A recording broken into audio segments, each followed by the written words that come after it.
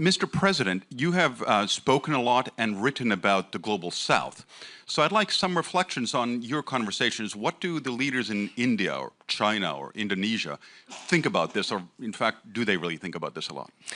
Yeah, I mean, it's a really good question. And you know, my big thesis, of course, right now is that we're witnessing a change in the world order dynamics and balance, which is akin to the end of the Cold War, end of World War II, and end of World War I.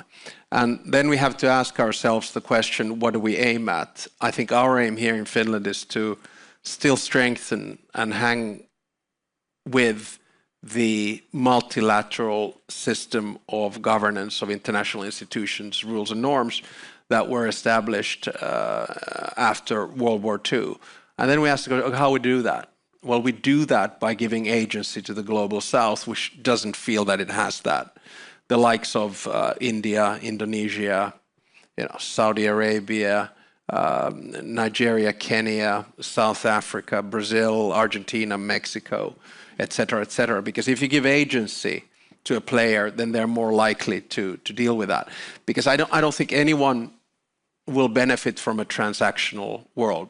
Transactions take you to a certain place until you hit a wall, and sometimes you end up in a corner from which you really can't get out. So I've had lately conversations with Prime Minister Modi and President Ramaphosa, and the only conversation that we have is basically about the situation in Ukraine. And I do think that it would be good to see them more involved. For instance, President Ramaphosa, who was a good friend of President Martti Ahtisaari and a peace mediator, understands peace. India has a geopolitical stake in this. So we should get them involved in one way or another.